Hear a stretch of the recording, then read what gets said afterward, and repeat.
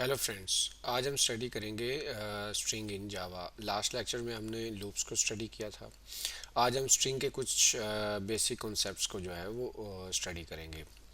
तो स्ट्रिंग जो है वो जावा के अंदर हम most of the time use कर रहे होते हैं।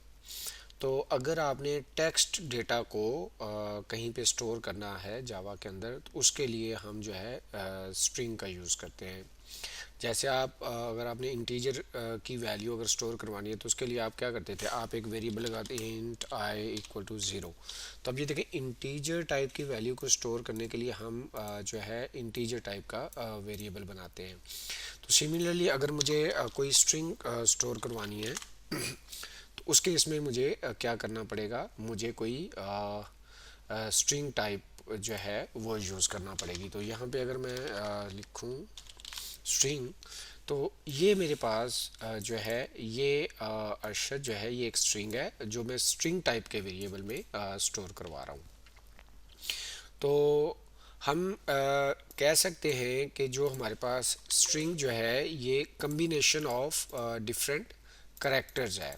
देखिए ये मेरे पास डिफरेंट करेक्टर्स हैं जिनको जिनका कम्बिनेशन जो है वो मेरे पास एक स्ट्रिंग है। तो स्ट्रिंग को ऑलवेज हम डबल कोट्स के अंदर जो है वो राइट करते हैं। सो स्ट्रिंग जो है ये एक्चुअली हमारे पास क्या है, ये हमारे पास एक ऑब्जेक्ट है जो कम्बिनेशन ऑफ डिफरेंट करेक्टर्स हैं। तो बेसिकली हमारे पास जो है ये बैकएंड के ऊपर एक करेक्टर एरे के तौर पे हमारे पास जो डेटा है वो स्टोर कर रहा होता है। अब अगर हम ये कहें कि स्ट्रिंग जो है ये एक ऑब्जेक्ट है, तो जैसे हम ऑब्जेक्ट को डिक्लेयर करते हैं विद द न्यू कीवर्ड, तो स्ट्रिंग्स को डिक्लेयर करने के लिए भी हमें न्यू का कीवर्ड यूज़ करना पड़ेगा, या हम वो यूज़ कर सकते हैं। एक तो ये वे हो गया स्ट्रिंग को डिक्लेयर करने का। सेकंड वे जो है वो, आप अगर आप स्ट्रिंग को डिक्लेयर करना चाह रहे हैं तो वो आपके पास इस तरह से भी आप डिक्लेयर कर सकते हैं। तो ये देखेंगे मेरे पास एक करेक्टर जो है वो एक एरे है, करेक्टर टाइप की एक मेरे पास एरे है। और इस करेक्टर एरे से अगर मैं अपना स्ट्रिंग ऑब्जेक्ट क्रिएट करना चाह रहा हूँ, तो उसके लिए मुझे क्या करना पड़ेगा, न्यू का कीवर्ड यूज़ करना पड़ेगा स्ट्रिंग, और ये करेक्टर एरे जो है मुझे पास करना पड़ेगी। तो स्ट्रिंग हमारे पास जो क्लास है उसके अंदर most of I think so 11 constructors हैं जिनको आप यूज़ करते हुए डिफरेंट वे से स्ट्रिंग जो है वो क्रिएट कर सकते हैं। तो इसको अगर मैं रन करूं तो ये आपके पास जो है हेलो प्रिंट करवा देगा। ठीक है, तो ये हमारे पास एक जो है स्ट्रिंग थी जिसको हमने प्रिंट करवा दिया। अब इसकी इंटरनली हम कुछ थोड़ा सा इसको देखते हैं। हमारे पास जो स्ट्रिंग है ये इम्यूटेबल एक क्लास है, जिसका मतलब ये है कि इसकी वैल्यू जो है वो आप चेंज नहीं कर सकते। कांस्टेंट मींस जिसकी वैल्यू को हम चेंज नहीं कर सकते। लेट्स अज्यूम कि मैंने एक स्ट्रिंग बनाई, मैंने कहा जी ये एक स्ट्रिंग है,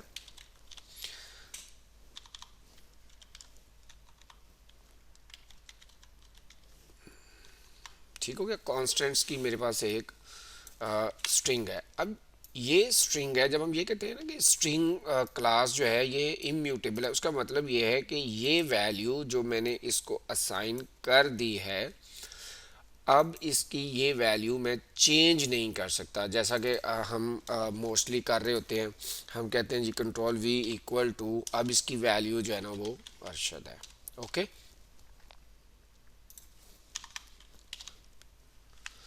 अब ये वैल्यू हमने उसकी चेंज कर दी। लेकिन अगर हम कहते हैं कि स्ट्रिंग जो है इम्यूटेबल है, तो इसकी वैल्यू को आप चेंज नहीं कर सकते।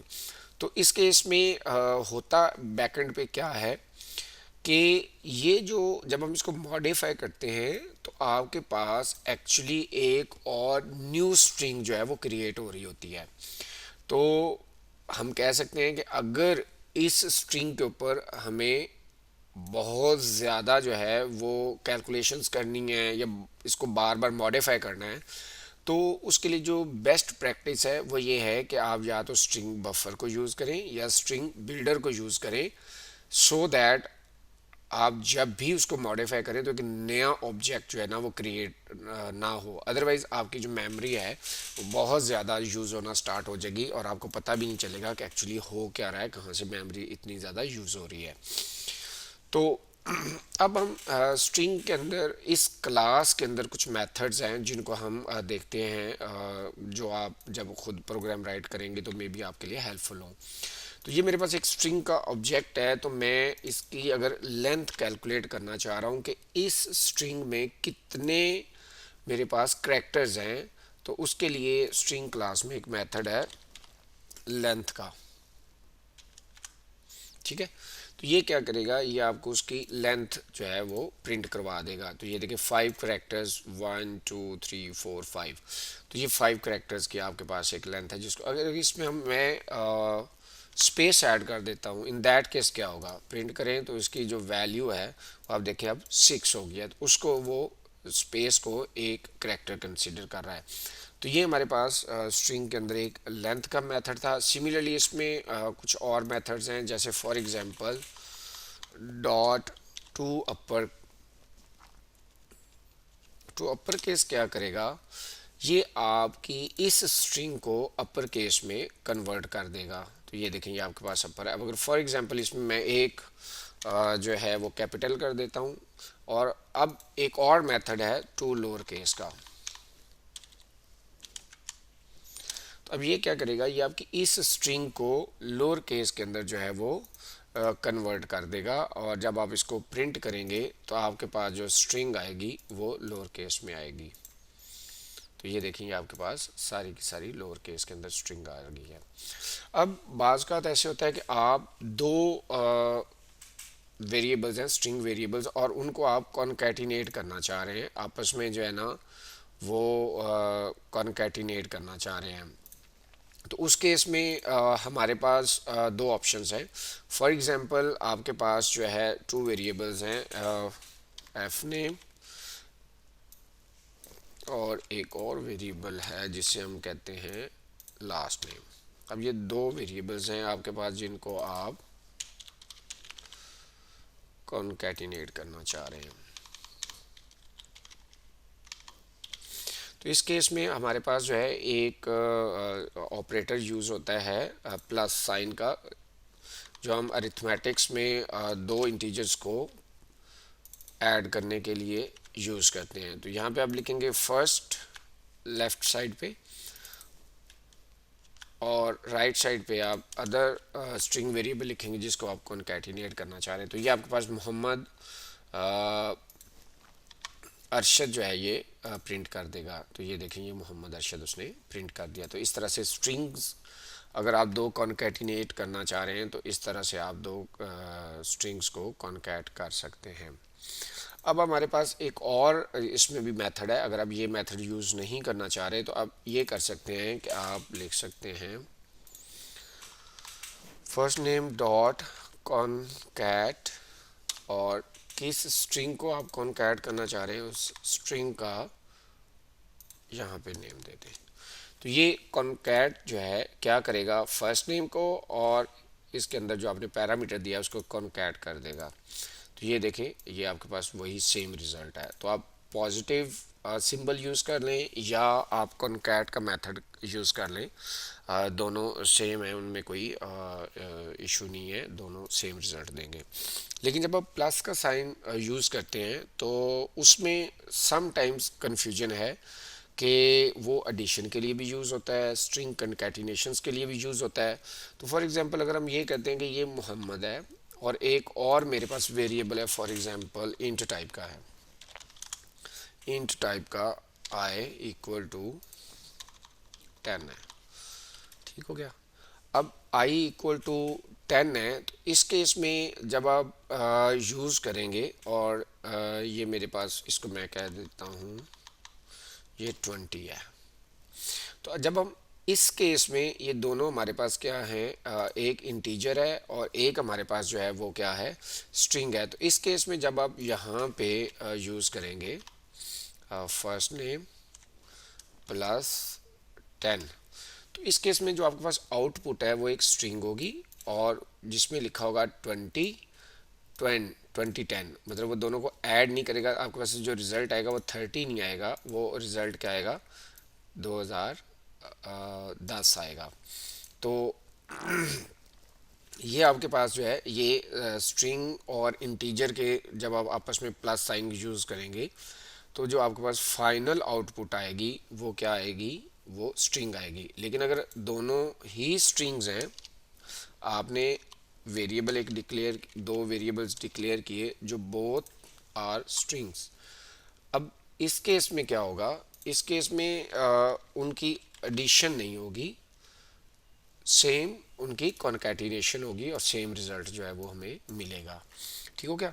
तो ये इनको आपने आपस में कंफ्यूज नहीं करना है, जो आपके पास स्ट्रिंग कॉन्कैटिनेशन है।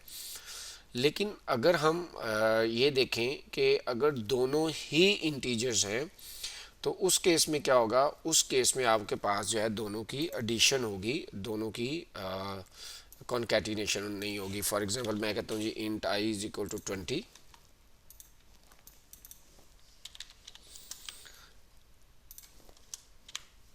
जे है ये आई है। अब इस केस में क्या होगा, अगर हम इसको कर देते हैं आई प्लस जे, तो इस केस में एडिशन होगी, इस केस में कन्कैटिनेशन नहीं होगी, आपको रिजल्ट जो है वो 30 आएगा। तो ये देखो उसने 30 प्रिंट कर दिया। तो ये आपने थोड़ा सा जो है ना, जब स्ट्रिंग्स को यूज़ करें विद इंटीजर्स या विद स्ट्रिंग्स तो आपने बी केयरफुल। अब हम देखते हैं अगर आपके पास फॉर एग्जांपल एक स्ट्रिंग है या आपने यूज़र से कोई इनपुट लिया है और वो आपको इनपुट जो है वो फॉर एग्जांपल स्पेसिस हैं, उसके बाद अरशद और उसके बाद फिर स्पेसिस आपके पास आ जाते हैं। तब इस केस में अगर आप ये जो आपके स्टार्ट में और जो एंड में स्पेसिस आ रहे हैं, अगर आप इनसे जो है छुटकारा हासिल करना चाह रहे हैं और आप ये चाह रहे हैं कि अगर ये तो हम खुद राइट कर रहे हैं, समटाइम्स ऐसे होता है कि ये आपके पास जो स्ट्रिंग है यूज़र से आप इनपुट ले रहे होते हैं, तो उसके लिए हम लोग ट्रिम का जो है मेथड यूज़ करते हैं जो स्ट्रिंग क्लास के अंदर हमें ऑलरेडी अवेलेबल है। तो उस केस में जब आप ट्रिम प्रिंट करेंगे, इसको अगर रन करें तो ये देखें इसमें कोई स्पेस नहीं है, आपको विदाउट स्पेस उसने जो है वो प्रिंट करके दिया है। तो ये वैल्यू आपके पास ट्रिम मेथड क्या करता है, आपके पास स्टार्ट और एंड पे जितने भी स्पेसिस जो होते हैं उनको जो है वो रिमूव कर देता है। तो अब हम नेक्स्ट टॉपिक को देखते हैं। अगर आप लेट्स सपोज अगर आप जो है कोई स्पेशल करेक्टर्स जो है स्ट्रिंग के अंदर जो है वो प्रिंट करवाना चाह रहे हैं, यूज़ करना चाह रहे हैं। फॉर एग्जांपल मैं कहता हूँ कि मैं इस अरशद से अरशद को जो है कोटेशंस में लिखना चाह रहा हूँ, तो अगर मैं यहाँ पे भी एक कोटेशन लगा दूँ, यहाँ पे भी कोटेशन लगा दूँ, तो हम तो ऑलरेडी स्ट्रिंग्स को कोटेशन मार्क्स के अंदर लिख रहे होते हैं। तो इस केस में ये क्या करेगा, ये आपको कंपाइलर एरर शो कर देगा। तो उसके लिए हम क्या करते हैं, बैक स्लैश यूज़ कर रहे होते हैं। अगर आपने कोई भी डबल कोटेशंस यूज़ करनी है तो उससे पहले आप जो है एक बैक स्लैश लगाएंगे। तो उस केस में क्या होगा, बैक स्लैश के जो बाद वाला आपने कोटेशन मार्क यूज़ किया हुआ है वो उसको इग्नोर कर देगा, सिमिलरली इसको भी इग्नोर कर देगा, और वो आपकी जो स्ट्रिंग है वो यहाँ से यहाँ तक जो है वो कंसीडर करेगा कि ये एक स्ट्रिंग है। तो जब प्रिंटिंग होगी तो आपके पास डबल कोट्स जो है वो अरशद के साथ जो है वो प्रिंट हो जाएंगी। तो ये देखें ये डबल कोट्स जो हैं आपको प्रिंट होगी। अगर आपने सिमिलरली सिंगल कोट्स को प्रिंट करवाना है तो उसका भी सेम फिनोमिना है, आप ये उसको सेम यूज़ करेंगे। अब इसको रन करेंगे तो आपके पास जो है वो सेम रिज़ल्ट जो है वो आ जाएगा, उसमें कोई वेरिएशन नहीं होगी। तो आज के लिए इतना ही। Thank you so much.